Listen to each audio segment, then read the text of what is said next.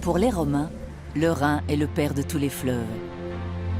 C'est le seul cours d'eau qui prend sa source dans les Alpes et se jette dans la mer du Nord. Le Rhin est une voie de communication ancestrale qui relie actuellement 6 pays: l'Allemagne, la Suisse, le Liechtenstein, l'Autriche, la France et les Pays-Bas. Ces rives sont peuplées depuis l'époque glaciaire.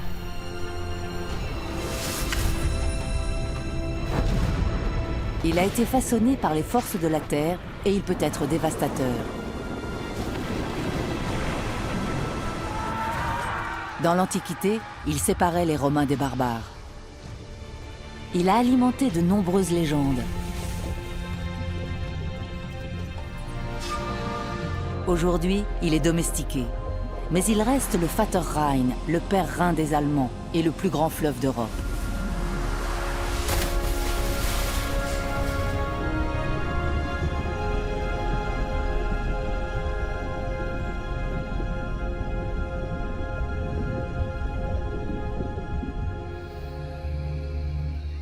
Le Rhin, il y a des millions d'années. Le climat est digne des tropiques et les eaux sont infestées de crocodiles géants. De petits cervidés vivent dans les bois environnants.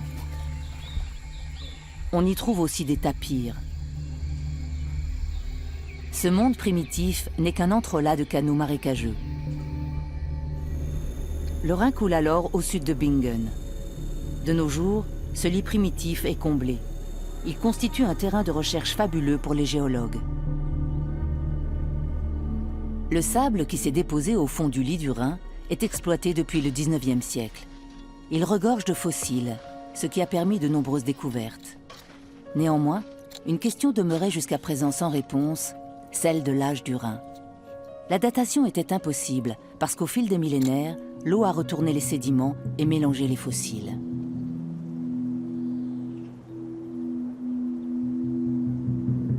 Ce n'est que récemment que ce bois de cervidés a enfin livré la réponse. Ce cervidé est l'ancêtre de tous les cervidés actuels, autrement dit des chevreuils, des élans, des rennes et des cerfs élaphes. On trouve encore des espèces proches dans le sud-est de l'Asie. Ce sont les Muntiacus. Ce cervidé a vécu en Europe durant un court laps de temps, de moins 15 à moins 14 millions d'années. C'est ainsi qu'on a pu établir que ces sables avaient au moins 15 millions d'années. Les sables du Rhin sont célèbres dans le monde entier depuis qu'on y a découvert les restes d'un ancêtre de l'éléphant, contemporain du cervidé préhistorique. On appelle ces sables les sables du Dinotherium. Le Dinotherium avait des défenses attachées à la mâchoire inférieure, comme le sanglier, et non à la mâchoire supérieure, et elle pointait vers le bas. C'était la première fois qu'on trouvait des restes de Dinotherium dans cette région. Le Dinotherium était plus grand que l'éléphant d'Afrique moderne. Il vivait dans les épaisses forêts rhénanes où il trouvait de la nourriture en abondance. Il s'abreuvait dans le Rhin.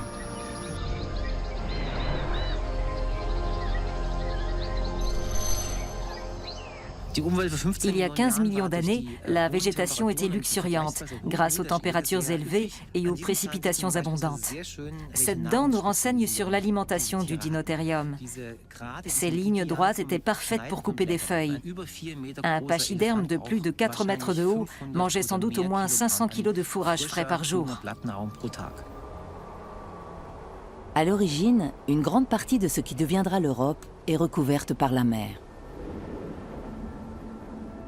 Lorsque les Alpes se soulèvent, une pente inclinée du sud vers le nord apparaît. La mer reflue et des tronçons primitifs du Rhin se forment.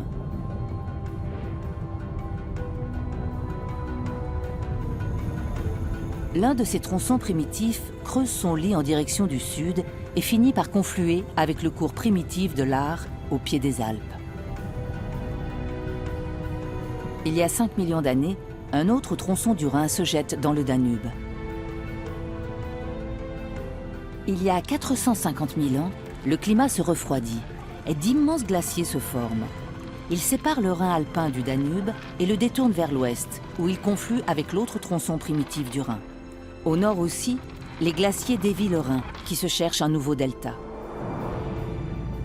Le lac de Constance se forme au pied des Alpes lorsque la glace se retire, et le Rhin adopte son cours moderne entre les Alpes et la mer du Nord.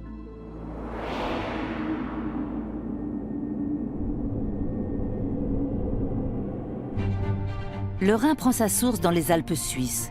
Sauvage et impétueux dans les montagnes, il devient navigable dans la plaine.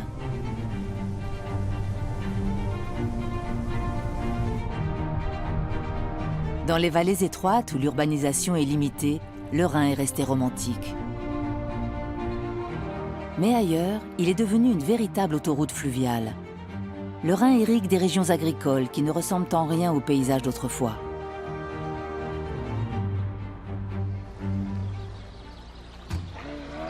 La vallée du Rhin, durant la dernière glaciation il y a 14 000 ans, sur l'emplacement actuel de la ville de Bonn. Des chasseurs guettent un élan. Le fleuve attire de nombreux animaux, car le climat y est plus tempéré. Des conditions de vie parfaites pour les premiers habitants des bords du Rhin. Dans ces forêts clairsemées de bouleaux, caractéristiques de cette période, ils utilisent des arcs pour tirer les bêtes de loin.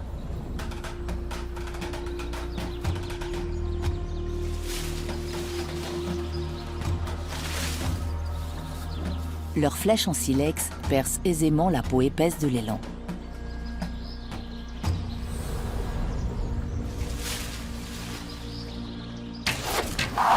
Le tir a manqué sa cible, mais les chasseurs n'auront aucun mal à trouver d'autres proies.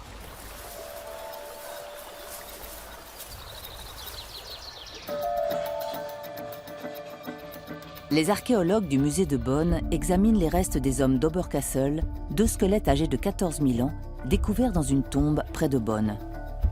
Ce sont les vestiges d'Homo sapiens les plus anciens qu'on ait trouvés dans la vallée du Rhin, bien qu'elle soit peuplée depuis 600 000 ans.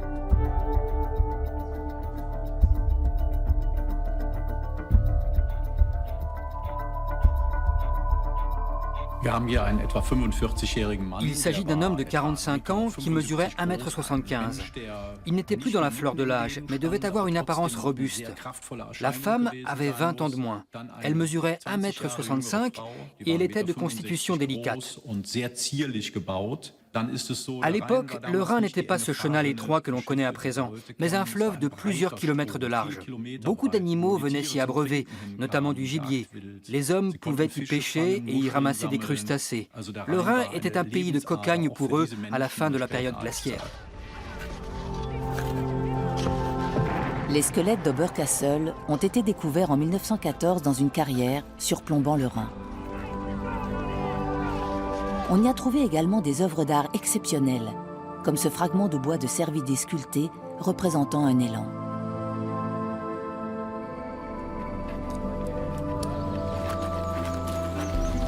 Les hommes d'Oberkassel vivaient en petits groupes nomades qui se déplaçaient le long du Rhin.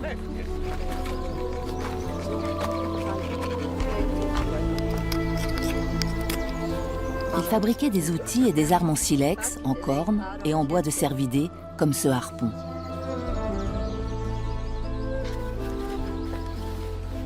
Leurs lames de silex, appelées Federmesser, étaient caractéristiques de leur culture.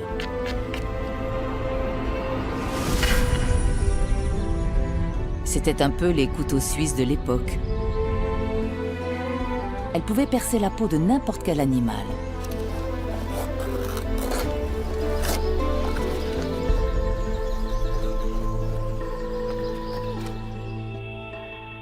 Un siècle après la découverte d'Oberkassel, une équipe internationale de chercheurs réexamine les ossements.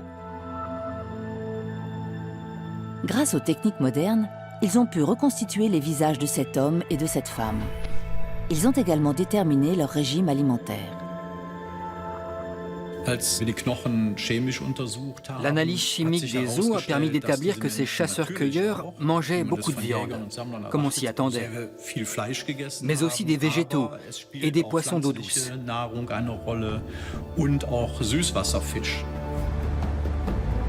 À la fin de la période glaciaire, les eaux froides et claires du Rhin sont parsemées d'îlots et de dépôts d'alluvions. Les hommes d'Oberkassel pêchent probablement de grandes truites et des saumons. Leur technique consiste à débusquer le poisson, puis à le tuer au harpon.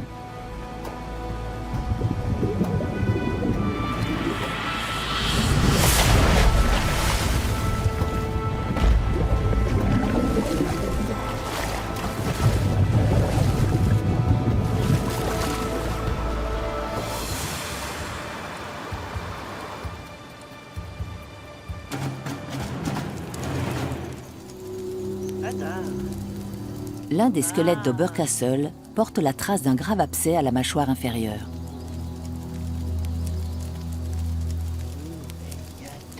L'homme devait souffrir quand il mastiquait de la viande et même du poisson. L'infection a même pu être la cause de sa mort.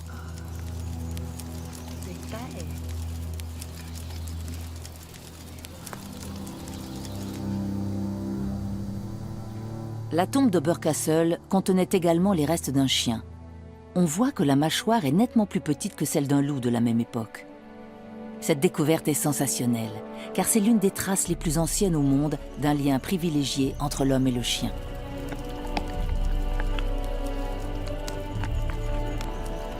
Les hommes de l'époque étaient des êtres sensibles et aimants, comme nous. La présence du chien dans cette tombe indique que son maître voulait un auxiliaire de chasse et un gardien dans l'au-delà. Mais cela peut signifier aussi qu'il rechignait à abandonner son ami et qu'il voulait l'avoir à ses côtés pour l'éternité.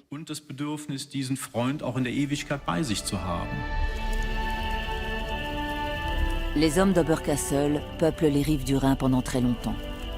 Le fleuve offre alors d'excellentes conditions de vie. Mais quelques millénaires plus tard, à 40 km en amont de l'emplacement actuel de Bonn, le Rhin va provoquer l'un des pires cataclysmes que connaîtra la région. Aujourd'hui encore, à 10 km du Rhin, dans le massif de l'Eifel, les eaux du lac de l'Aar bouillonnent étrangement.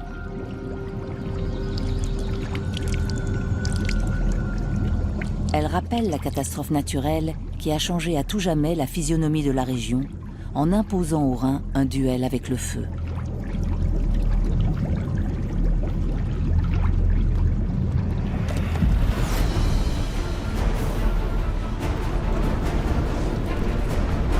Tout commence par une éruption volcanique qui se produit au printemps en 10 900 avant notre ère. La colonne de cendres s'élève à 30 km. Quand elle retombe, une pluie de cendres incandescentes et des éboulis dévastent la région.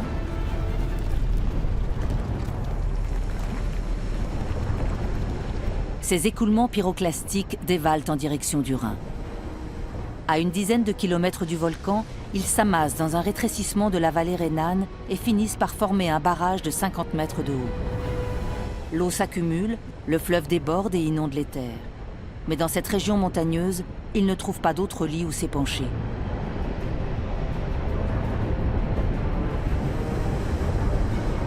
La pression sur la roche volcanique augmente et le barrage finit par céder.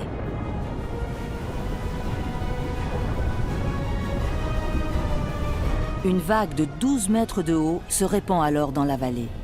Elle dévaste les terres sur 60 km jusqu'à l'actuelle ville de Cologne.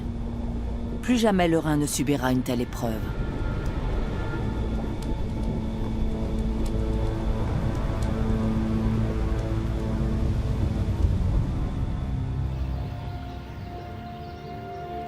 Après la catastrophe, le cratère d'effondrement du volcan se remplit d'eau et donne naissance au lac de l'Aar.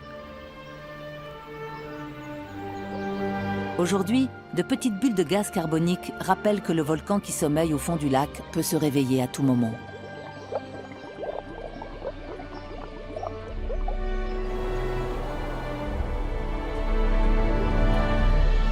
À la fin de la dernière glaciation, il y a 11 700 ans, la physionomie du Rhin change une nouvelle fois. Ses rives se couvrent progressivement d'épaisses forêts et un labyrinthe de canaux se forme. C'est le royaume des castors, des martins pêcheurs et d'une myriade d'insectes.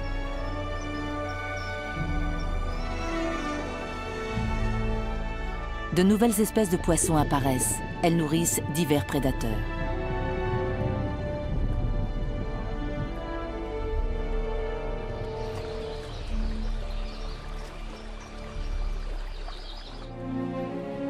De grandes migrations humaines ont lieu à cette époque le long du Danube.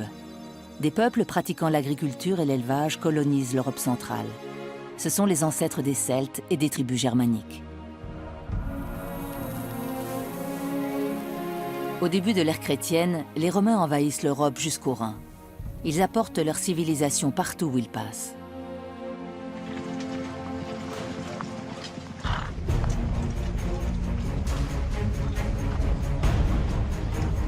Les Germains résistent âprement et remportent de grandes batailles.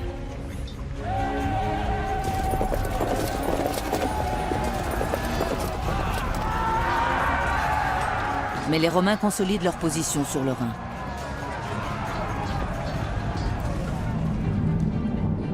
Ils bâtissent des camps de légionnaires pour défendre leur empire contre les étrangers, qu'ils nomment les barbares.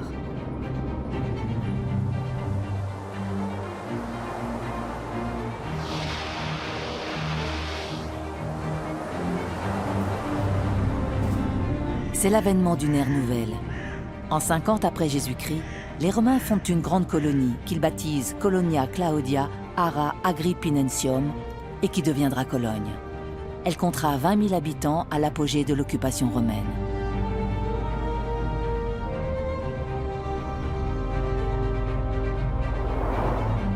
Les tribus germaniques traversaient le Rhin sur des troncs d'arbres.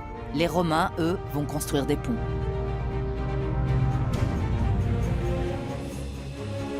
Le Rhin est la frontière naturelle de l'Empire romain depuis la mer du Nord jusqu'à Rheinbraul. À partir de là, la frontière est une ligne fortifiée appelée limes qui oblique en direction du sud-est.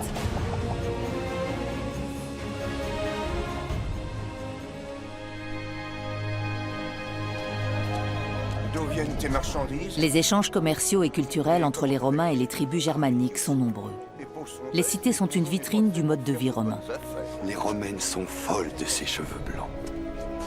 Les cheveux blonds des Germaines se vendent cher. Les Romaines les portent en perruque. D'accord, parfait. De leur côté, les Germains adoptent les usages romains, à commencer par le bain. Mon grand-père était romain, mon père est romain. Et ses petits-enfants parlent le latin. L'Empire romain mise sur le métissage des peuples. Et les mariages entre légionnaires et germaines sont nombreux.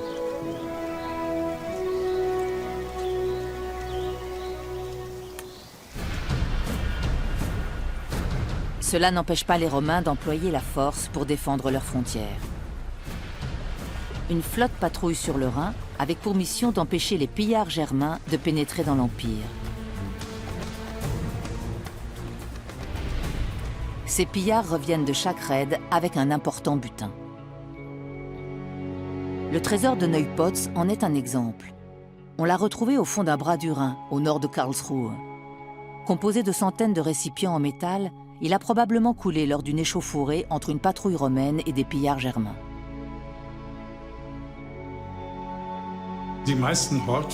La plupart des trésors qu'on met au jour dans le Rhin ou à proximité datent de l'Antiquité tardive, de l'époque des invasions barbares qui est caractérisée par des bouleversements sociaux. Il y a des guerres de conquête et les structures sociales héritées des Romains sont détruites. La plupart des trésors datent de cette époque. Ce trésor a-t-il un lien avec la légende des Nibelungen, mise en scène par Fritz Lang en 1924 ? Siegfried se baigne dans le sang d'un dragon et devient ainsi invulnérable, sauf à l'omoplate, où une feuille s'est posée malencontreusement. Il s'empare du trésor maudit des Nibelungen, puis se rend à la cour des Burgondes, à Worms, où il obtient la main de Kriemhild, la sœur du roi. Ensuite, les choses se compliquent. Le rusé Hagen de Trogneux, fidèle serviteur du roi, finit par tuer Siegfried et ravir le trésor.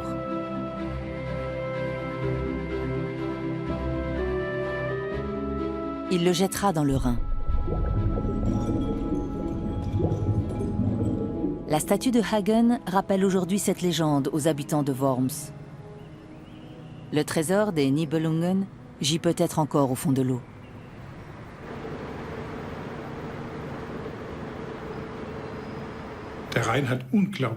Du fait de son importance historique, le Rhin est l'objet de nombreux contes. C'est cela son véritable trésor. Il continue de réunir les gens autour de ses histoires. Le Rhin est un grand conteur.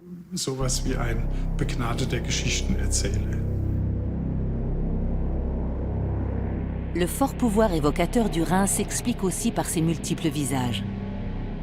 À 2300 mètres d'altitude, dans les Alpes suisses, le lac de Thomas est l'une des deux sources du Rhin.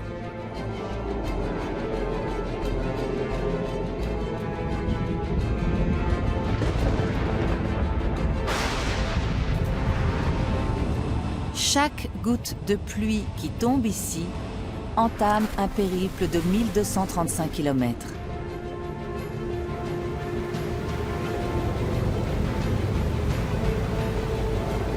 Le Rhin antérieur n'est au départ qu'un torrent fougueux. Passés les premiers kilomètres, il se mue en une rivière sauvage qui se fraye un chemin à travers la Ruina Olta, une gorge de 400 mètres de profondeur. Quelques kilomètres plus loin, le Rhin antérieur conflue avec le Rhin postérieur, l'autre source du grand fleuve, pour former le Rhin alpin. Le cours d'eau longe le Liechtenstein et l'Autriche avant de se jeter dans le lac de Constance, à l'intersection de la Suisse, de l'Autriche et de l'Allemagne. Une digue l'accompagne sur plusieurs kilomètres.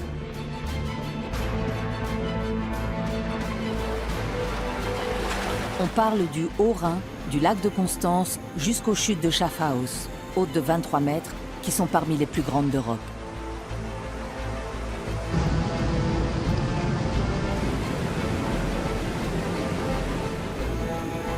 « 80 km plus loin, à Bâle, le fleuve bifurque brusquement vers le nord.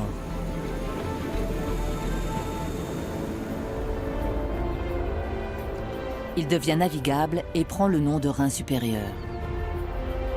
Il longe la frontière franco-allemande, puis pénètre en Allemagne. Là, il irrigue un bassin de plus de 2 millions d'habitants et traverse les plus grandes usines chimiques du monde, près de Ludwigshafen.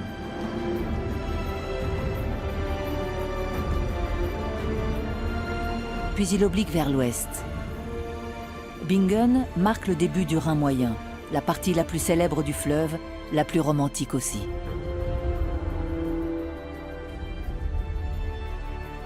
Une centaine de kilomètres plus loin, la vallée du Rhin s'élargit de nouveau. Ici commence le Rhin inférieur. Cologne est l'une des principales villes rhénanes depuis l'Antiquité. Le fleuve atteint bientôt la Ruhr. Duisbourg est le premier port fluvial du monde.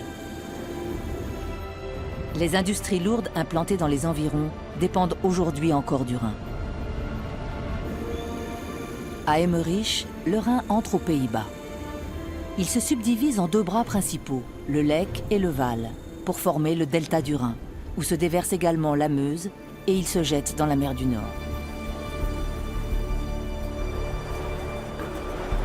Son parcours s'achève en beauté à Rotterdam, troisième port maritime du monde.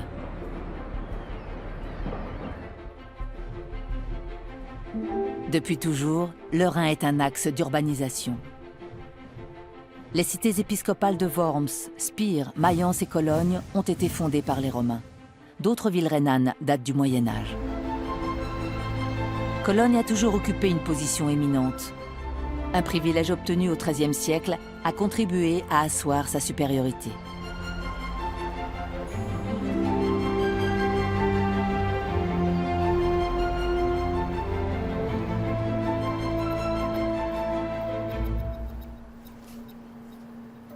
Les archives historiques de la ville se sont effondrées en 2009.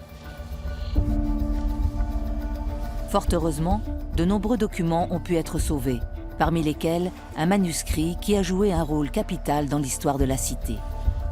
La charte de 1259, octroyant à Cologne le privilège dit d'empilage, qui obligeait les marchands transitant par la ville à décharger leurs marchandises pour les proposer à la vente.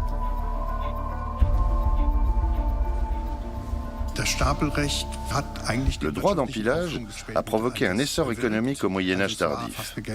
Ça a été une vraie machine à sous. Grâce à cela, les marchands de Cologne contrôlaient toutes les transactions qui se faisaient dans la ville. Mais ils n'ont pas été les seuls bénéficiaires de ce privilège. La ville aussi en a profité, dans la mesure où elle taxait toutes les marchandises déchargées, puis rechargées dans son port.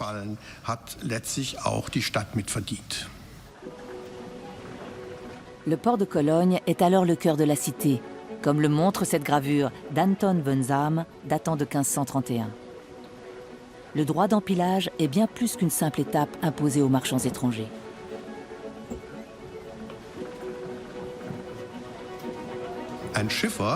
Un batelier qui refusait l'empilage perdait le droit de commercer dans Cologne.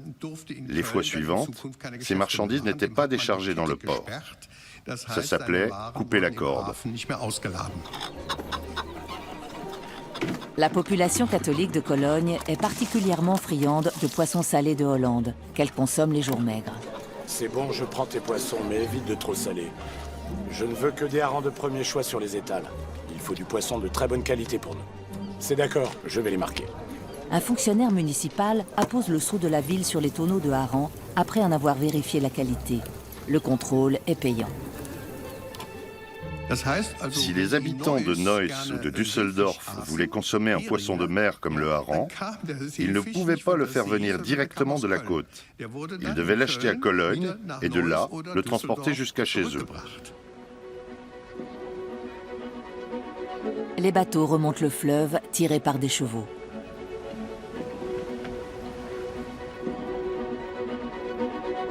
Jusqu'à l'invention du moteur, cette technique restera le seul moyen de faire remonter le courant à un navire. On aménage des chemins de halage le long des berges. De nos jours, 105 000 navires empruntent le Rhin chaque année pour un total de 160 millions de tonnes de marchandises transportées. C'est un record européen.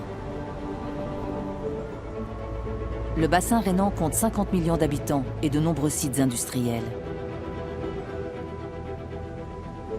Sans les 175 ponts qui enjambent le Rhin, toute la circulation serait bloquée en Allemagne. Et les bateaux défilent sans discontinuer.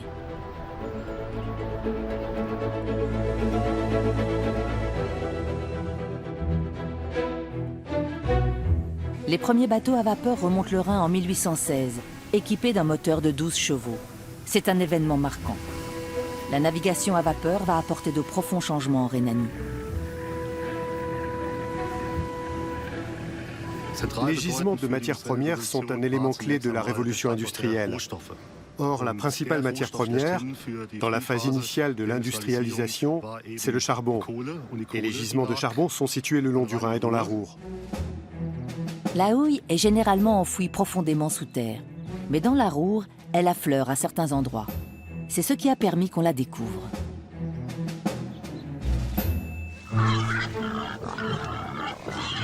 D'après la légende, la découverte est due à un porcher du nom de Jürgen. Comme chaque soir, Jürgen fait du feu pour se réchauffer et préparer son dîner.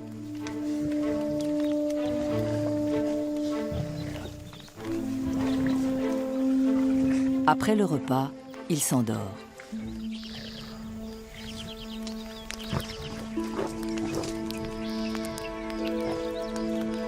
Quand il s'éveille le lendemain, quelle n'est pas sa surprise de voir que les pierres noires sur lesquelles il a fait son feu la veille rougeoient encore. Il vient de découvrir le pouvoir combustible de la houille. Le charbon de la Ruhr est né.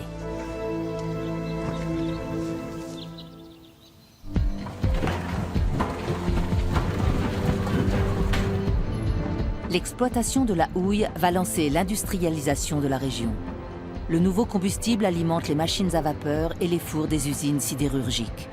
L'un des premiers à comprendre tout son potentiel est un homme d'affaires de Duisbourg nommé Franz Haniel.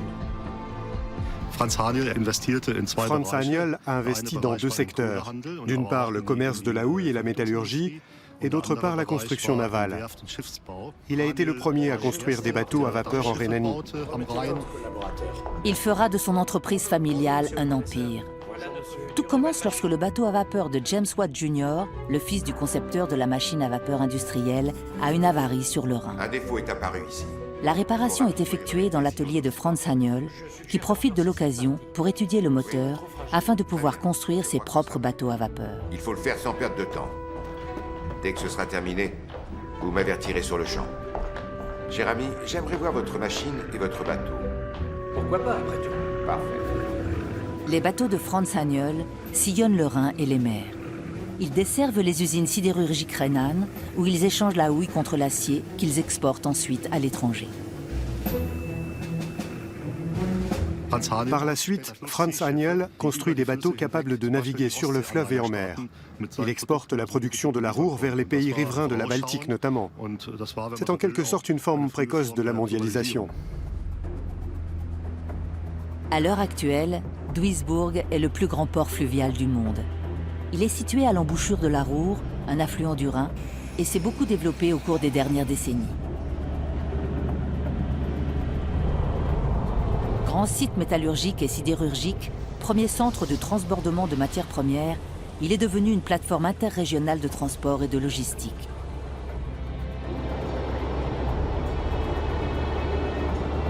Une part importante de l'approvisionnement des grandes villes industrielles du Rhin supérieur, comme Ludwigshafen et Karlsruhe, se fait par voie fluviale. Pour ces villes, le Rhin est un axe de communication majeur.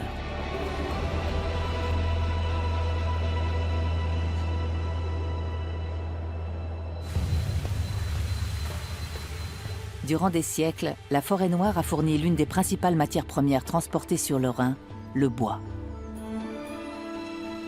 À Schiltach, on continue de perpétuer la tradition des bûcherons d'autrefois.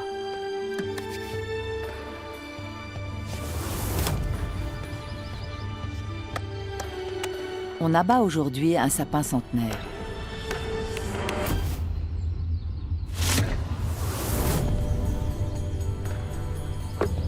Avec les mêmes outils qu'il y a 250 ans.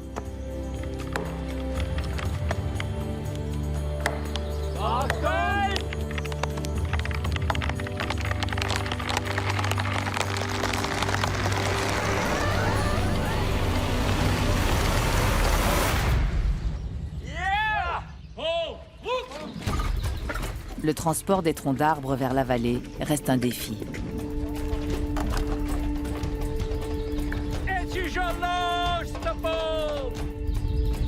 Une fois par an, les bois sont débardés à l'ancienne. C'est un travail harassant et dangereux. Mais l'industrie du bois a fait la fortune des vallées reculées de forêt noire.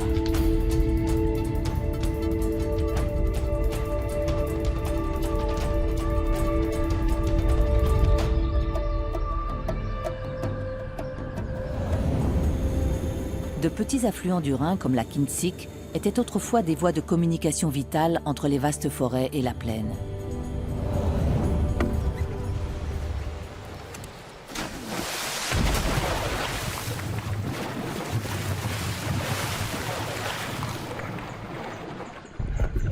Les maîtres flotteurs perpétuent une tradition qui remonte au Moyen-Âge. Ils lient les grumes avec des branches de noisetier très résistantes, chauffées préalablement pour les assouplir.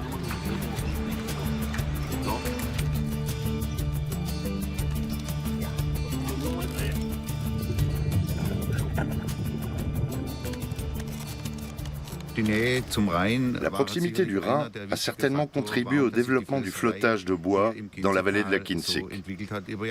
Des documents du XVIIIe siècle indiquent que plus de la moitié des hommes travaillaient dans l'industrie du bois ou le flottage. Les flotteurs s'apprêtent à descendre une fois encore la Kinzig avec leur train de bois long de 80 mètres.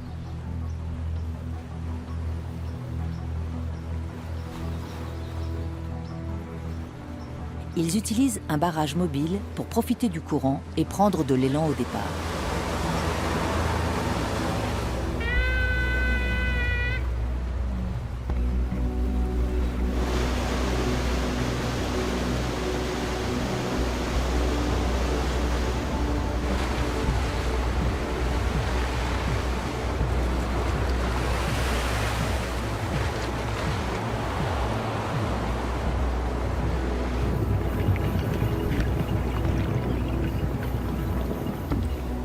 Ils doivent passer plusieurs rapides sans perdre l'équilibre sur les troncs glissants.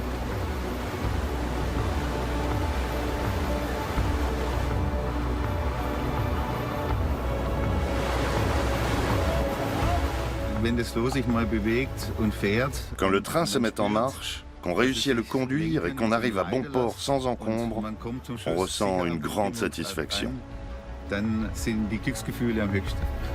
Au XVIIIe siècle, des milliers de trains de flottage comme celui-ci descendent les rivières en direction du Rhin. 750 km séparent la forêt noire des Pays-Bas. Malgré la distance, les Hollandais vont importer des millions de troncs de chêne et de pin parce qu'ils possèdent très peu de forêts et qu'ils sont en plein essor économique. Avec ce bois, ils construisent des navires marchands et une flotte de guerre et posent les fondations des maisons à Amsterdam et dans d'autres villes.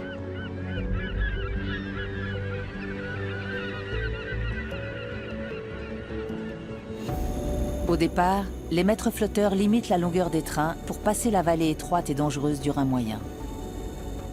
Mais après Namedi, les trains qui voguent en direction du delta du Rhin sont immenses. On les appelle les trains hollandais. Les plus grands mesurent 330 mètres de long et 60 mètres de large, soit autant qu'un porte-avions.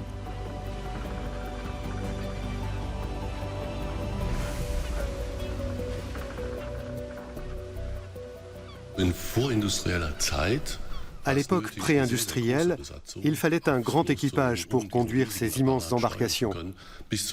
Les plus grands comptaient jusqu'à 500 hommes. C'était énorme, bien sûr. Il fallait nourrir ces hommes, donc on emportait d'énormes quantités de vivres. Pour la viande, on embarquait les bêtes vivantes parce que c'était le meilleur moyen de conserver la viande. On abattait au moins un bœuf par jour. Détail amusant, on emportait aussi 20 000 litres de bière. Les flotteurs avaient généralement le droit à 5 litres par jour. Les flotteurs prenaient des risques énormes en conduisant ces grands trains dans les goulets du Rhin. L'avant des trains hollandais s'appelait genou et se composait de plusieurs éléments mobiles. Mais l'arrière du train était fixe. Il mesurait 200 mètres de long et pesait plusieurs tonnes.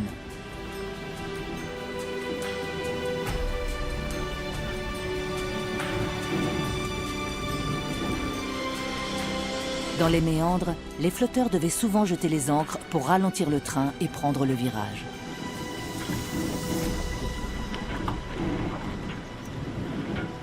Mais pourquoi ne faisait-on pas des trains plus petits?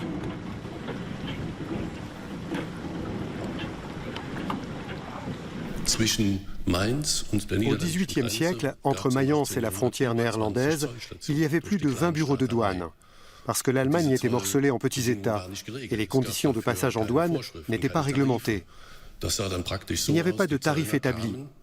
Les douaniers arrivaient en canot, montaient à bord du train de flottage et négociaient pendant que le train avançait.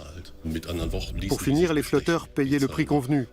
Autrement dit, ils achetaient les douaniers et ça leur revenait beaucoup moins cher de les soudoyer une fois pour toutes. Cela explique pourquoi on assemblait ces grands trains de flottage. Les derniers trains de flottage ont descendu le Rhin en 1968.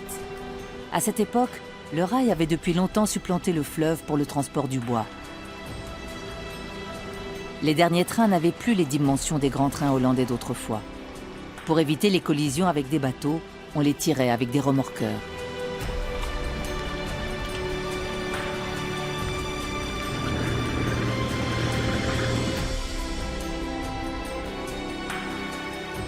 S'il y a autant de châteaux forts sur le Rhin moyen, c'est parce que le transport fluvial était axé au Moyen-Âge.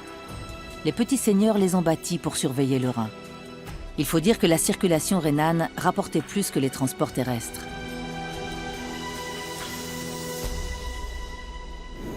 C'est une véritable ceinture de châteaux forts qui s'étire entre Bingen et Bonn. Le château de Pfalzgrafenstein, près de Kaob, se dresse même au milieu du Rhin, sur un rocher. Au Moyen-Âge, ceux qui possèdent un territoire au bord du Rhin, qu'ils soient comtes, princes ou évêques, font de bonnes affaires. Ils prélèvent un droit de passage, même si normalement c'est le privilège des rois. Mais beaucoup essaient quand même. Comme les droits encaissés sont très élevés, il leur faut bâtir des châteaux forts pour protéger leurs recettes et leurs bureaux de douane. Pendant des siècles, le seigneur de Pfalzgrafenstein pointe ses canons sur le chenal pour obliger les bateaux à acquitter un droit de passage. Au XIIIe et XIVe siècle, quand un commerçant voulait transporter des marchandises de Mannheim à Cologne par voie fluviale, il se heurtait à un gros problème. Pour parcourir 125 km, il devait passer 13 bureaux de douane. Ça fait en gros un bureau de douane tous les 10 km. Ça faisait perdre du temps et ça coûtait cher. Et encore, s'il n'y avait que les bureaux de douane des grands seigneurs. Mais beaucoup de riverains en profitent pour rançonner les navigateurs.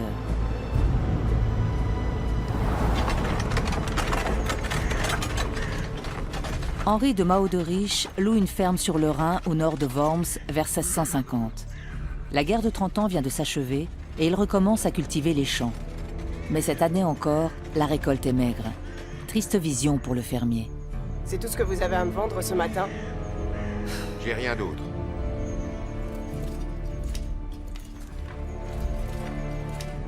Je ne peux nourrir personne avec ça. Impossible de continuer plus longtemps. Au bord de la faillite, Henri se rend au château de Stein, situé à 2 km seulement de sa ferme, sur l'autre rive du Rhin. Le seigneur de Stein taxe les bateaux qui passent, même s'il n'en a pas le droit. Il faut faire quelque chose. Nous devons agir. Henri lui fait part de ses malheurs, et les deux hommes décident de s'associer pour détrousser les bateliers. Mais le châtiment pour ce genre de crime est la peine de mort. Henri se cachera sur la berge et attendra un signe depuis la tour de Stein.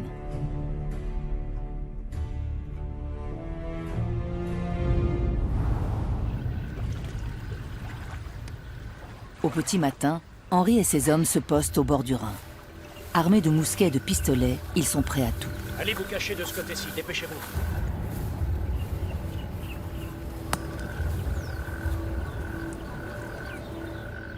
Mais ils ne peuvent pas voir le fleuve depuis les fourrés où ils sont cachés. Comment saurons-nous que le butin en vaudra le coup? Regardez sur l'autre rive. Nos amis de la forteresse Stein nous préviendront. Dès qu'on leur fera signe depuis la tour, le piège se refermera.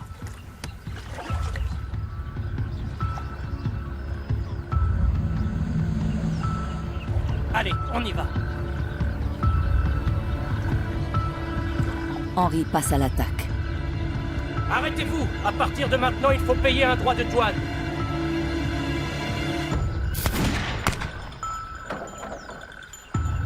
Plus vite que ça! Accostez ici! Henri et ses compagnons amassent ce jour-là un riche butin. Dépêchez-vous! Le fermier détroussera les voyageurs durant plusieurs années en toute impunité. Allez, disparaissez! Et sachez qu'il faut payer maintenant. En dépit de ces dangers, le Rhin devient l'une des principales voies navigables d'Europe. La population sur les rives du fleuve ne cesse de croître.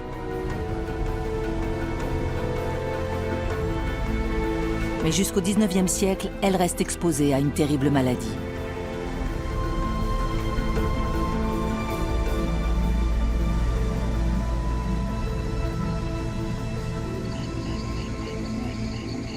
Le Rhin supérieur, il y a 3 siècles. De nombreux tronçons sont marécageux. Les eaux y sont saumâtres et la température est torride en été.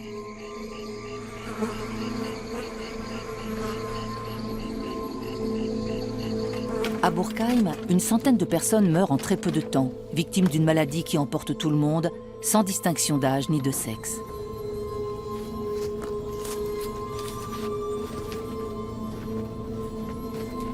Ça y est, Hans Most est tombé malade à son tour. Le diable est sûrement derrière tout ça.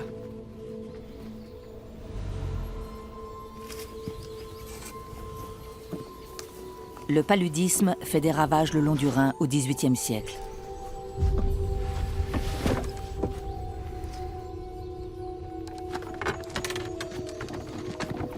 Cette fièvre n'épargne personne.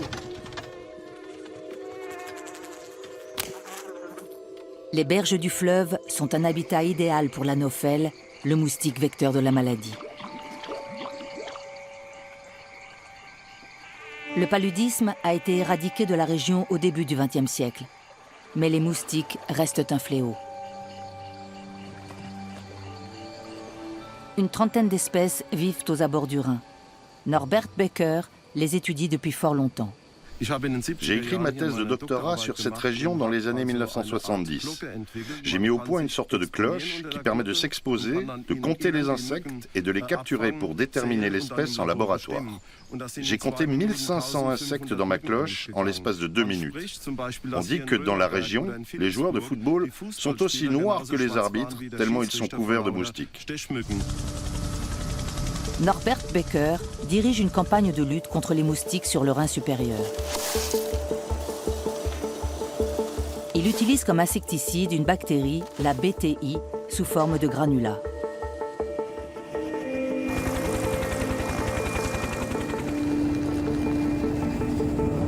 Plus il y a de crues dans l'année, plus les moustiques déposent d'œufs sur l'eau et plus Norbert Becker doit épandre des granulés.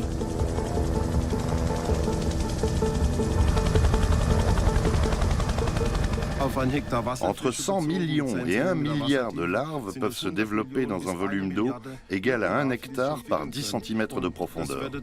Ce serait une catastrophe. En 1976, on a découvert dans le désert du Negev le bacille Thuringiensis israelensis. Ces protéines détruisent les larves de moustiques et uniquement elles, sans nuire aux amphibiens, aux coléoptères aquatiques et aux népomorphes.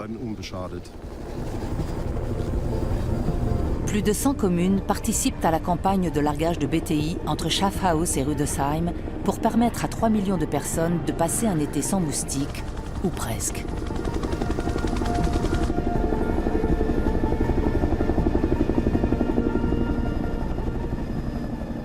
Le paludisme a été l'un des arguments forts en faveur de l'un des plus grands aménagements du Rhin jamais entrepris.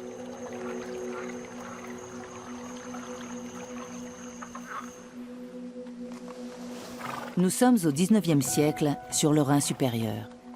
Les inondations sont fréquentes. Elles détruisent les récoltes et provoquent des épidémies. Quand le fleuve déborde, il peut emporter des villages entiers et les habitants doivent être déplacés.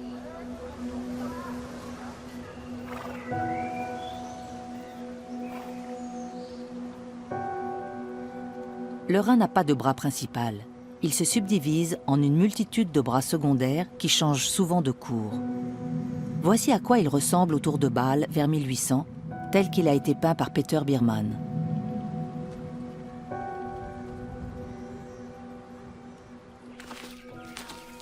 Un homme a pour ambition de domestiquer ce fleuve sauvage. Il veut endiguer le Rhin dans un lit unique. Il s'appelle Johann Gottfried Thulla. Afin de couler librement, messieurs, aucune rivière, aucun fleuve ne nécessite plus d'un seul lit. Dans les régions cultivées, toutes les rivières ainsi que les fleuves devront être canalisés. Et la direction de ces cours d'eau doit être décidée par les riverains. Mais combien cela va-t-il coûter? Ce serait pure folie que d'effectuer ces travaux. Suivez-moi, messieurs.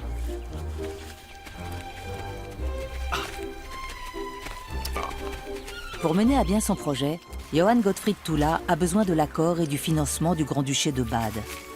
Il a étudié l'hydraulique durant des années aux Pays-Bas. Ses calculs reposent sur les dernières avancées de la science. Vous voyez ça? Le Rhin pourrait couler plus vite. Imaginez-vous le nombre de bateaux qui pourraient naviguer sur un fleuve dompté.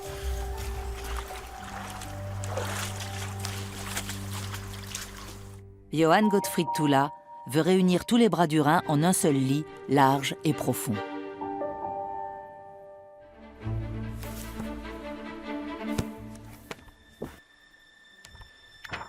Pour rectifier son cours, il souhaite percer pas moins de 25 boucles du fleuve. C'est un projet titanesque.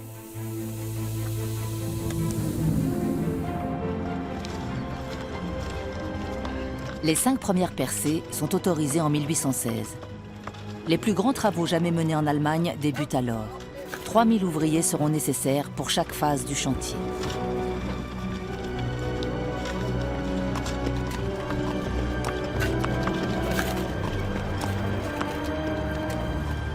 Il faudra plusieurs années pour réaliser chaque percée. Les instruments utilisés sont rudimentaires. Il n'y a encore que très peu d'outils mécaniques.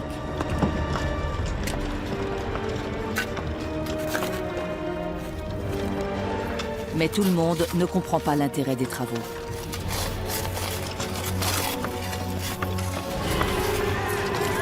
Des villages entiers se révoltent. Certains craignent de perdre leur lieu de pêche, d'autres de passer du côté français du fleuve.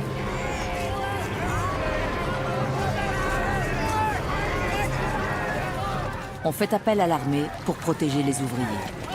Stop! Je vous ordonne de vous arrêter! Stop, ça suffit!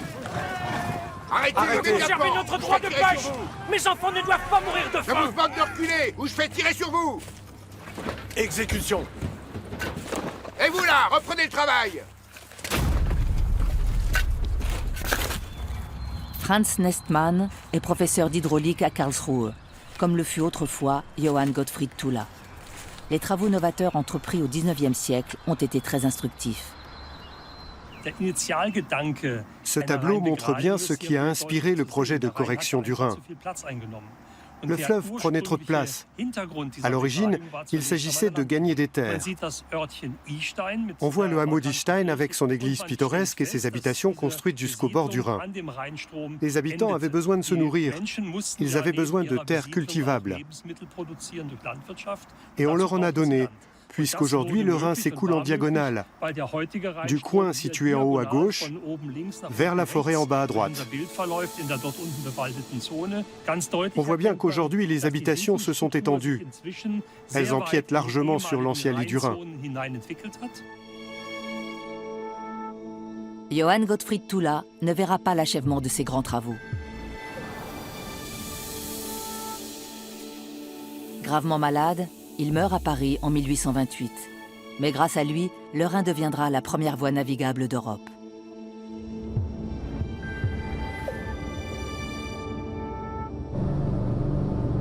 La correction du Rhin permet de raccourcir de 81 km la distance entre Bâle et Worms.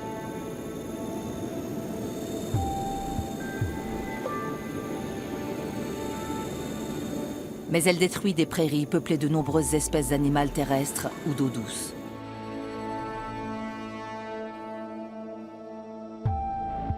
Plus tard, on aménagera des écluses sur le Rhin supérieur, ce qui posera de nouveaux défis techniques.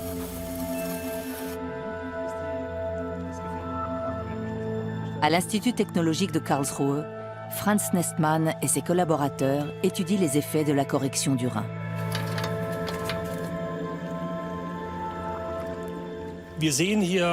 Voici deux modèles du Rhin, tel qu'il était à l'origine et comme il est actuellement après la correction. La déclivité est la même dans les deux modèles. On fait couler l'eau d'un point A à un point B.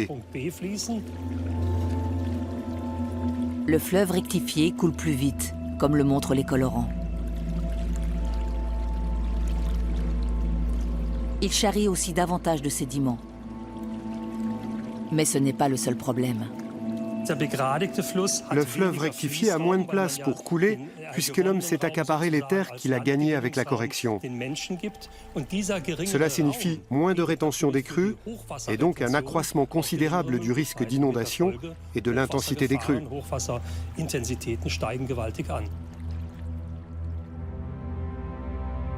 De nos jours, la population est confrontée à un risque d'inondation majeure. Les crues causent régulièrement des dégâts importants. En décembre 1993, par exemple, des quartiers entiers de Cologne se sont retrouvés sous l'eau.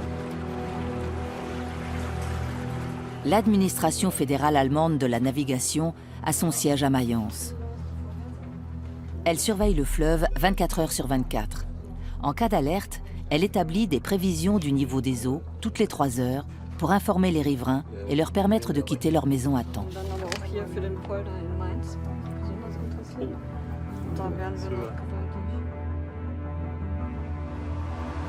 Le Rhin a 4 grands affluents, l'Aar, le Neckar, le Main et la Moselle. Tous jouent un rôle important dans les crues. Le niveau des précipitations enregistrées dans le bassin des affluents est une donnée essentielle pour calculer le volume d'eau qui va se déverser dans le Rhin. Il importe également de savoir si les pointes de crue des affluents précèdent ou non l'onde du Rhin. S'ils la précèdent, ils déterminent en général le moment et le niveau de la pointe de crue du Rhin. Quand les ondes se superposent, le pire est à craindre. Les modèles de prévision intègrent la crue du millénaire survenue en 1342.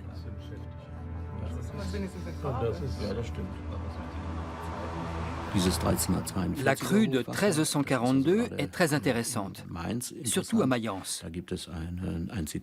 Un document rapporte qu'un homme qui se tenait dans la cathédrale avait de l'eau jusqu'à la ceinture. Nos travaux ont permis d'établir que c'est tout à fait plausible. D'après nos calculs, en cas de crue extrême, l'eau entre effectivement dans la cathédrale de Mayence.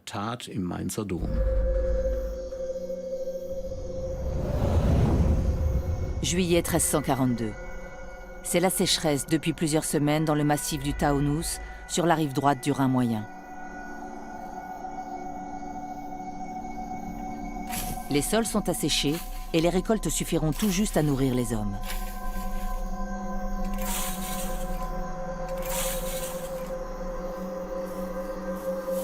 Mais les nuages qui s'amoncellent annoncent enfin la pluie.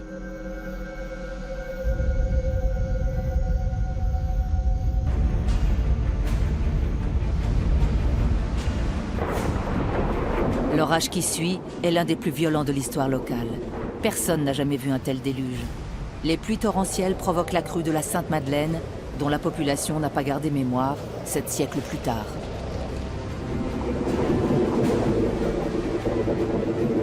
Le Rhin et ses affluents inondent l'étroite vallée du Rhin moyen. Le niveau de l'eau monte à 11,50 m à Cologne, en aval. Les remparts de la ville sont submergés, comme le rapporte un chroniqueur.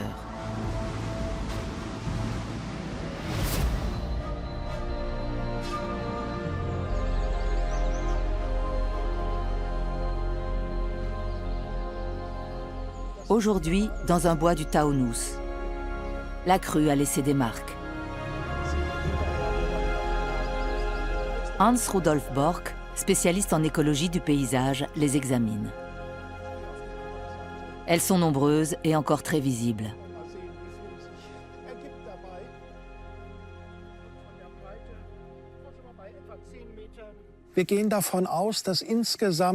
On pense que les eaux ont emporté 13 milliards de tonnes de terre en l'espace de 2 ou 3 jours.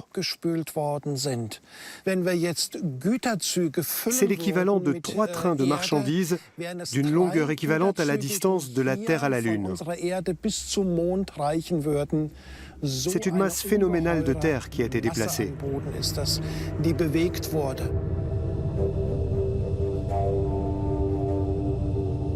L'origine de la catastrophe remonte loin en arrière. Au VIe siècle de notre ère, l'immense majorité du territoire allemand est couverte de forêts. Mais au Moyen Âge, la population s'accroît considérablement et on déboise à tour de bras pour étendre les champs et les pâturages. Si bien qu'au début du XIVe siècle, il ne reste quasiment plus de forêts en Allemagne.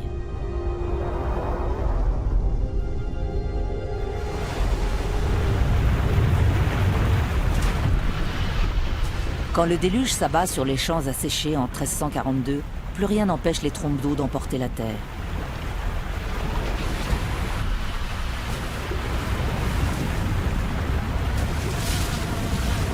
Des ravins se forment.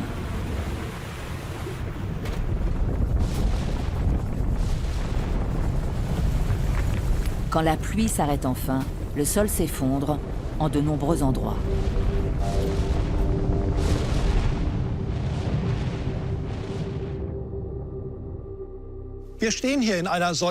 Nous sommes dans l'un de ces ravins. 6 mètres au-dessus de nous, il y avait jusqu'au 20 juillet 1342 un champ cultivé. Le lendemain ou le surlendemain, en l'espace de quelques heures, cet immense ravin s'est ouvert. La même chose s'est produite un peu partout. Au total, il ne s'est pas formé 100 ou 1000 ravins dans le bassin du Rhin à ce moment-là, mais 10 000.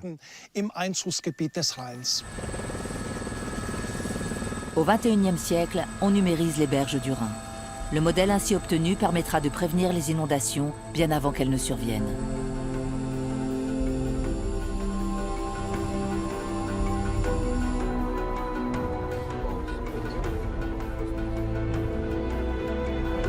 La Moselle se jette dans le Rhin à Coblence. Le fleuve déborde souvent à cet endroit stratégique.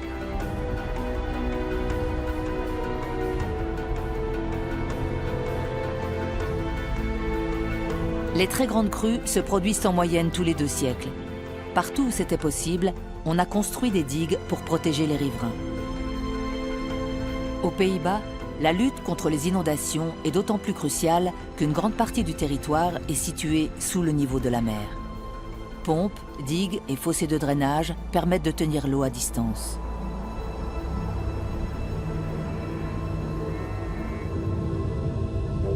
Là, ce sont les raz-de-marée le principal danger. Les embouchures des fleuves sont particulièrement exposées car la mer s'y engouffre facilement. Les Néerlandais en font le triste constat en 1953. Dans la nuit du 31 janvier, une tempête dévaste la côte. Elle détruit des digues pourries, submerge des villages entiers et fait plus de 1800 morts. Il faudra des mois pour réparer les quelques 80 digues endommagées.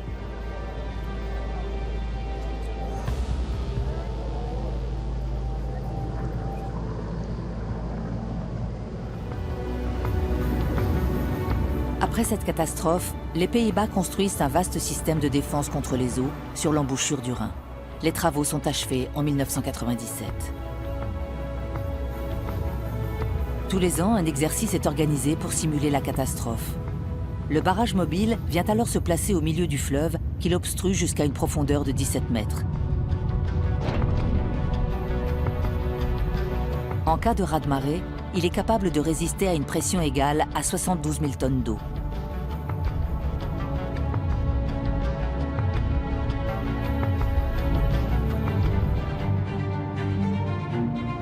Le barrage protège Rotterdam, troisième port maritime du monde.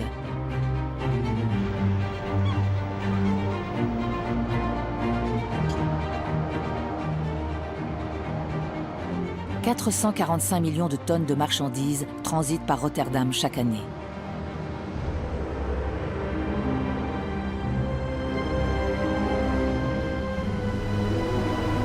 Pour agrandir le port malgré la pénurie de terre, les Néerlandais ont entrepris de créer des îles artificielles.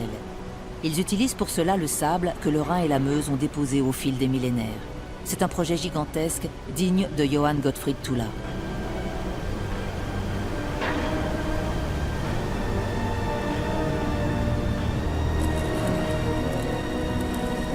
Ces îles artificielles représentent une surface équivalente à 3000 terrains de football. Elles accueilleront des installations industrielles et des terminaux de conteneurs où les grands cargos pourront charger et décharger.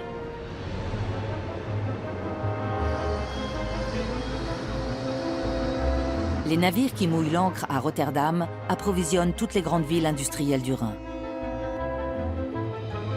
Le Vaterrhein est un axe majeur du commerce européen et les nations s'en sont longtemps disputé le contrôle, surtout les Français et les Allemands.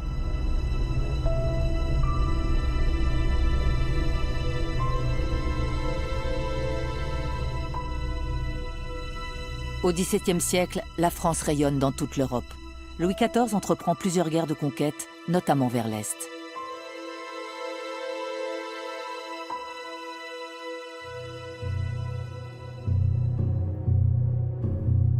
Il revendique le Palatinat du Rhin, situé sur les deux rives du fleuve.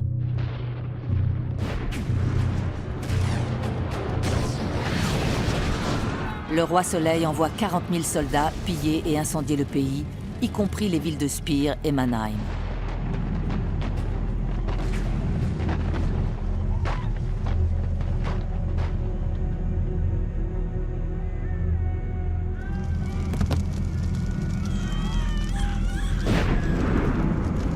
Pour finir, le Palatinat restera allemand, mais Strasbourg et l'Alsace seront rattachés à la couronne française.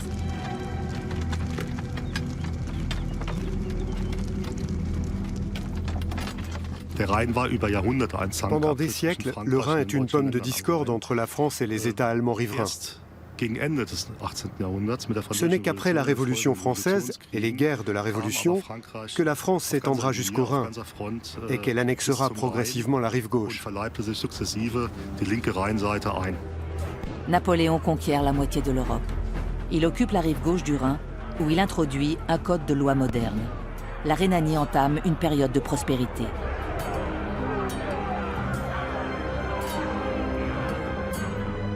Le Rhin sépare la France des États allemands. Mais en 1813, les princes allemands s'allient contre Napoléon. C'est le premier pas vers l'Union allemande. Ils remportent la bataille de Leipzig et forcent la France à restituer la rive gauche du Rhin.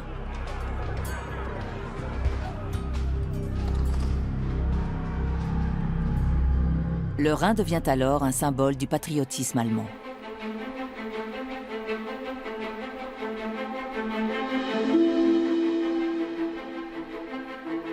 Le Rhin devient un symbole pour différents courants politiques, tels que le libéralisme et le nationalisme, qui aspirent à créer un pays libre, un pays allemand, un État-nation doté d'une constitution.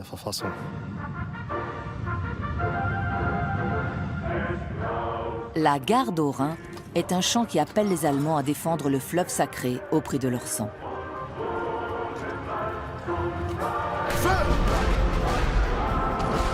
C'est l'hymne officieux des Prussiens qui remporteront la guerre en 1870.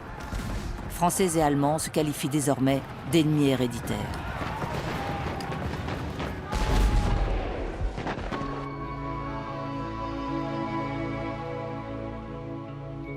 Quelques années plus tard, pour étayer leurs revendications sur le Rhin, les Allemands érigent le monument de la Niederwald, qui montre Germania veillant sur la frontière.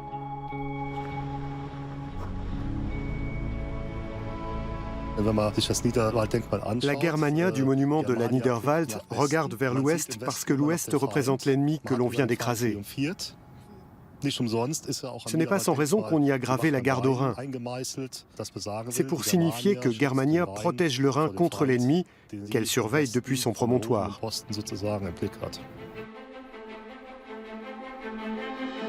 En l'espace de 130 ans, le Rhin change de pays à plusieurs reprises. Des régions comme l'Alsace sont tantôt françaises, tantôt allemandes.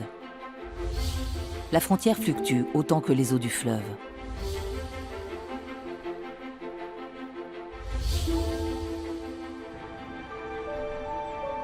Au XIXe siècle, le Rhin entre dans la littérature en devenant l'un des grands thèmes du romantisme allemand.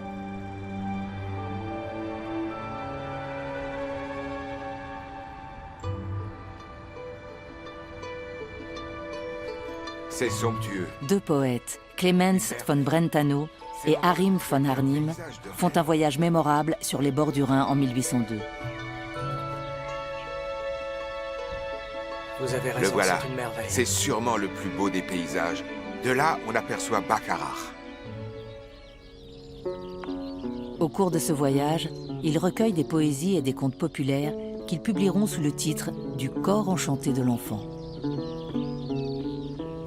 La figure légendaire de la Loreley apparaît pour la première fois sous la plume de Brentano. À Baccarat, sur le Rhin, habitait une très grande magicienne. Elle était si jolie et si avenante qu'elle brisait les cœurs de ses gentils voisins.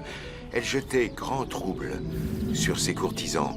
Ceux qui écoutaient ses chants d'amour finissaient mal le plus souvent. Assise sur un rocher surplombant le Rhin, la belle Loreley envoûte les navigateurs pour mieux les perdre. Mais d'où vient-elle?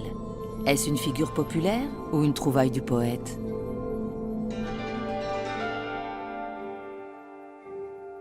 Au musée historique de la ville de Bingen, Matthias Schmandt étudie la question depuis des années.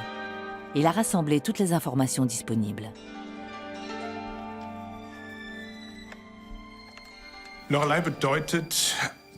Le nom de Loreley signifie en gros « le rocher qui bruisse et qui bourdonne ». Il se compose de deux parties. L'Aille est un régionalisme qui désigne un rocher de schiste, et l'Ore est dérivé du verbe lourd, faire du bruit, de façon imagée. L'Ore, c'est quelque chose qui fait du bruit, soit l'eau qui frappe sur les hauts fonds, soit l'écho renvoyé par le rocher.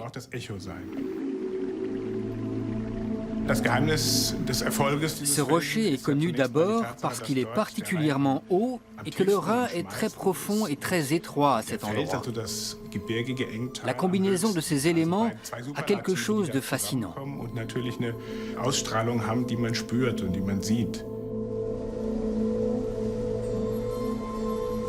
Certains écrits mentionnent des remous au pied du rocher, d'autres des galeries souterraines peuplées de trolls.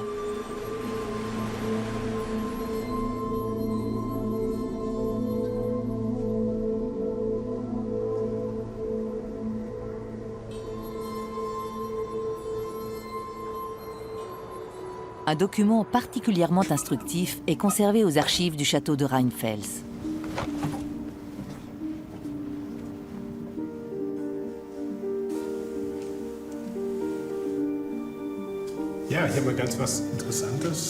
Il s'agit d'une longue lettre de candidature adressée au Landgrave par un certain Johann Ludwig Knorr en 1737. Knorr postule au poste de douanier de Sankt Goar. Et pour cela, il expose ses connaissances du Rhin et de ses courants. Il décrit l'état du Rhin au XVIIIe siècle. C'est très précieux, parce que le fleuve a beaucoup changé depuis. Deux bras du fleuve confluaient là, derrière un banc de sable, et créaient des remous dangereux. Cela provoquait des naufrages, sans qu'il y ait besoin d'une jolie femme qui chante. Ce document apporte un regard assez objectif sur le phénomène qui est à l'origine de la légende.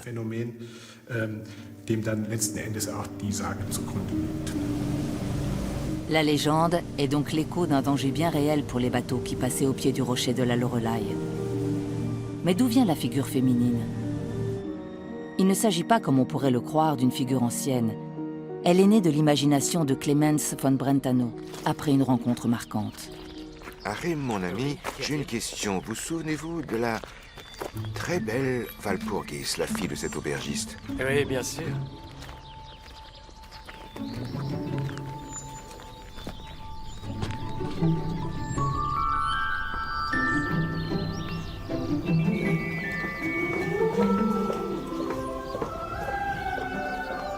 Durant son voyage de formation le long du Rhin, Clemens von Brentano ne se contente pas de recueillir des contes populaires.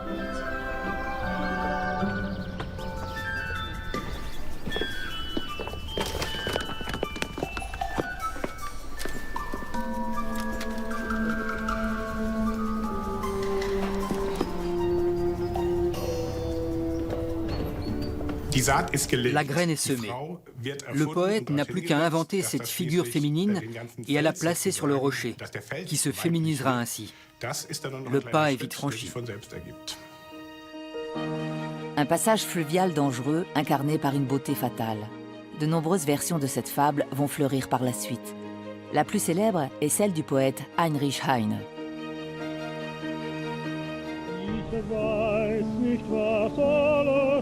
Le rocher de la Loreley devient un site touristique majeur, comme d'ailleurs toute la vallée du Rhin moyen, qui accueillera entre 1860 et 1960 2 milliards de visiteurs.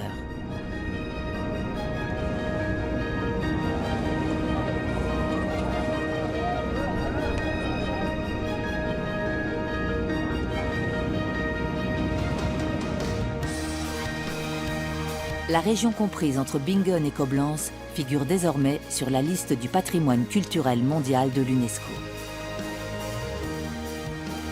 Impossible de visiter la vallée sans découvrir ses vignobles. Cecilia Jost est viticultrice. Sa famille cultive la vigne sur les coteaux abrupts de Baccarar depuis 1831.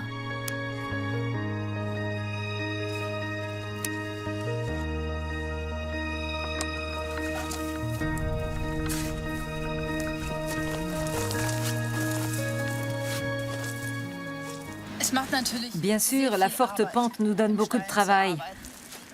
On ne peut quasiment pas utiliser de machine, on fait presque tout à la main. Parfois, l'été, quand il fait 30 ou 35 degrés et qu'on rêve d'ombre, on aimerait bien être sur un terrain plat et ne pas avoir à grimper comme ça. Mais la vigne bénéficie d'un emplacement exceptionnel sur les bords du Rhin.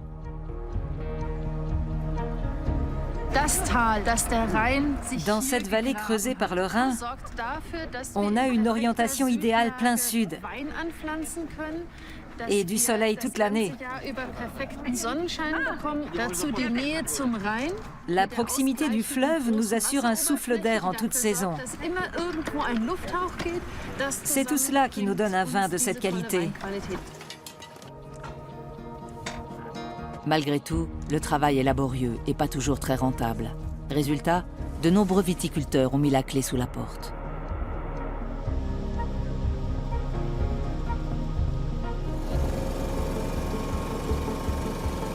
L'avenir des coteaux rhénans pourrait passer par les robots vendangeurs. Ce robot avec GPS peut transporter les bacs de raisin en toute autonomie. L'objectif de ces concepteurs n'est pas uniquement économique.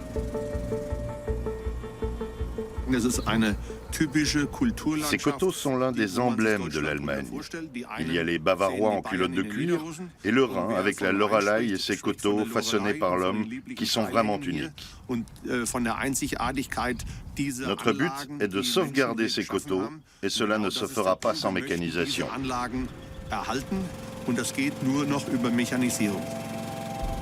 Les viticulteurs comme Cecilia Jost espèrent que ces innovations techniques leur permettront de rester compétitifs. Sinon, ils craignent à terme la disparition des coteaux rhénans.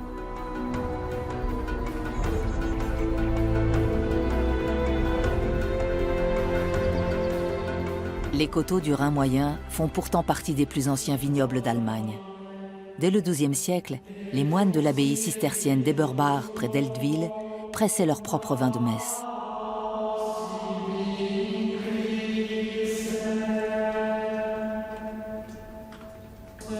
Leur production était d'une telle qualité qu'ils finirent par en faire commerce.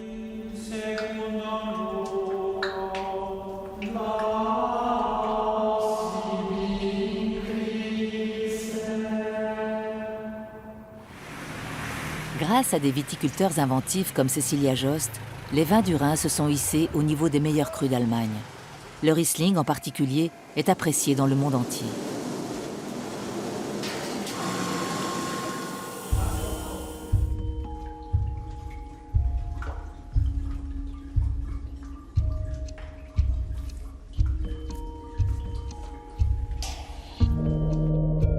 Le Rhin invite aujourd'hui à un voyage culturel et œnologique.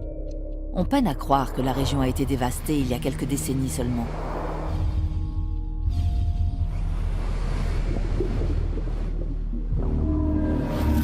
Et pourtant, durant la Seconde Guerre, les bombardements alliés l'ont mise à feu et à sang. Les grandes usines du Rhin et de la Ruhr étaient des cibles stratégiques.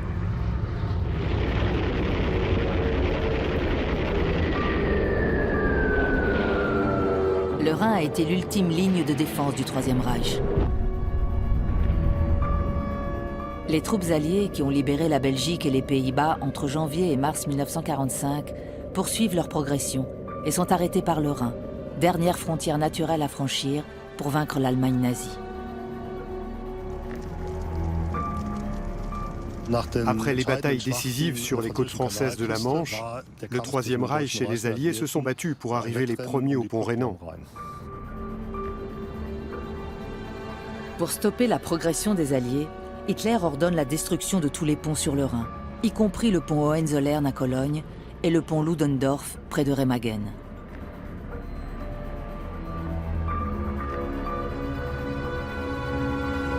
Lorsque l'armée américaine arrive sur place le 7 mars 1945, les Allemands s'apprêtent à faire sauter le pont Ludendorff.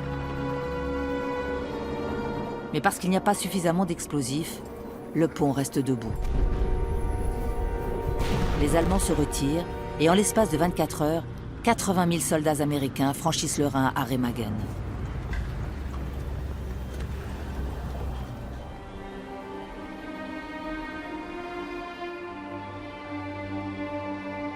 Le pont s'effondrera 10 jours plus tard. Mais l'échec des artificiers allemands aura été déterminant pour l'issue de la guerre.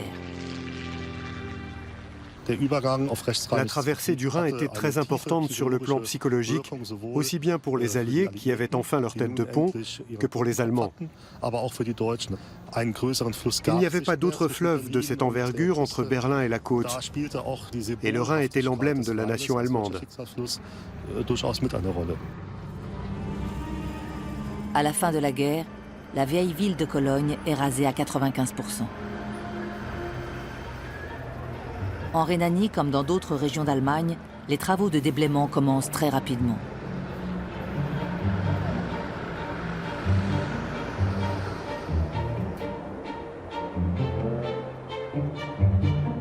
La République fédérale d'Allemagne voit le jour le 23 mai 1949. Elle est ancrée en Rhénanie. En novembre de la même année, le chancelier Konrad Adenauer signe l'accord de Petersberg qui restaure une partie de la souveraineté allemande.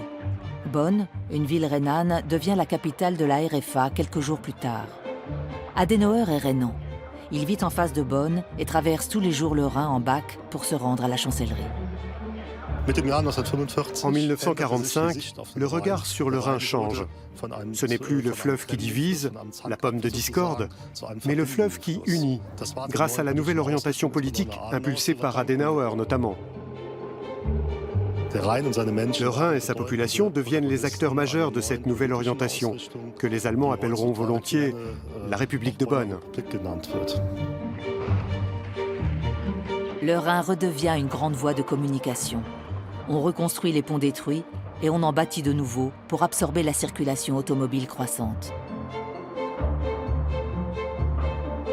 Au cours du miracle économique allemand, la navigation sur le Rhin augmente considérablement et les villes rhénanes renouent avec la prospérité.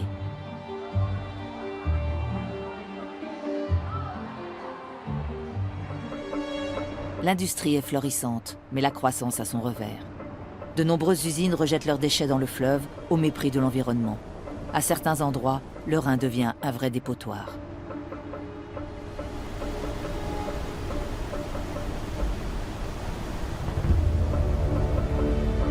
En novembre 1986, l'incendie de l'usine chimique Sandoz, près de Bâle, provoque une catastrophe écologique majeure après des décennies de pollution.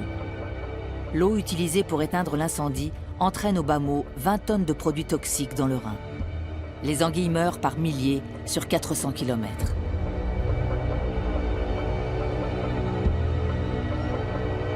La catastrophe de l'usine Sandoz va renforcer la conscience écologique naissante des Allemands.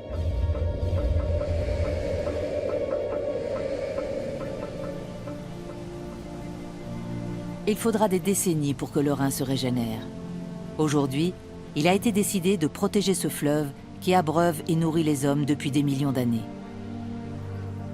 Les principales mesures mises en place visent à restaurer les prairies et les forêts le long du fleuve corrigé par l'homme.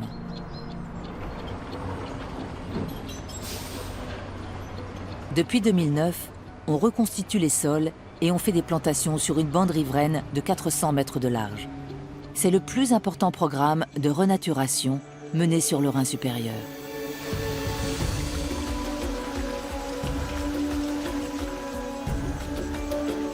Certaines espèces végétales sont revenues très vite, notamment le saule et le peuplier, qui enfouissent leurs racines profondément dans le sol. Les animaux aussi sont de retour.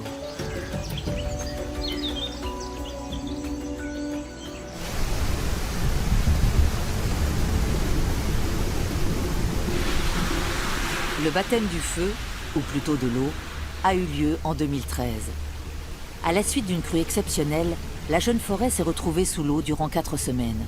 Mais elle a réussi à absorber tout ce flot comme une éponge. Épreuve réussie.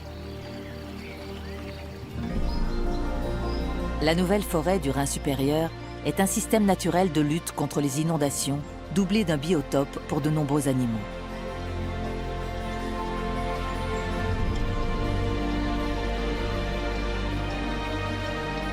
L'une des grandes réussites écologiques des protecteurs du Rhin est la réintroduction du saumon.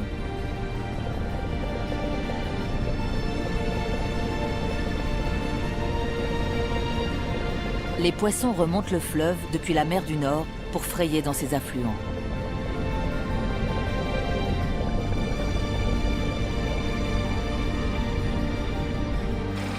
Jusqu'au XIXe siècle, des centaines de milliers de saumons remontaient le Rhin. C'était une manne pour les pêcheurs. La pollution et la construction de barrages les ont tous fait disparaître.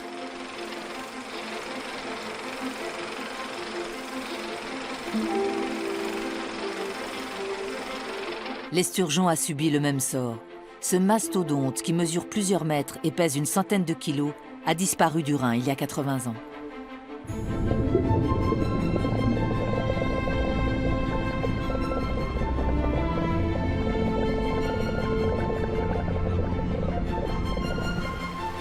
Dans la Sigue, un affluent du Rhin, on s'est donné du mal pour faire revenir les saumons.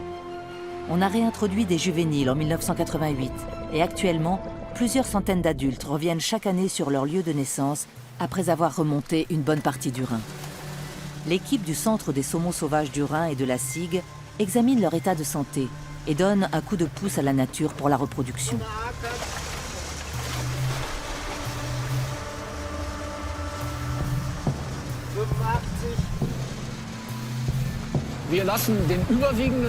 On laisse une grande partie des poissons se déplacer naturellement dans le fleuve.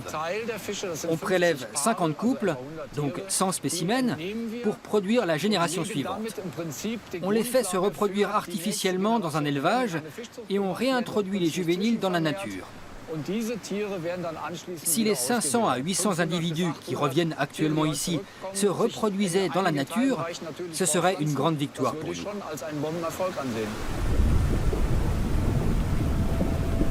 La nature reprend peu à peu ses droits.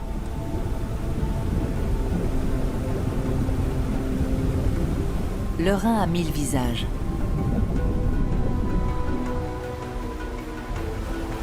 Qu'il tombe en cascade bouillonnante ou coule paisiblement,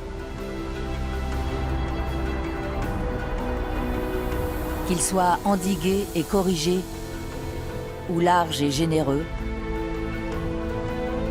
le Rhin reste la principale voie navigable européenne. Il est le seul fleuve à relier les Alpes à la mer du Nord. Arrivé là-bas, sur la côte, sa trace se perd dans le vaste océan.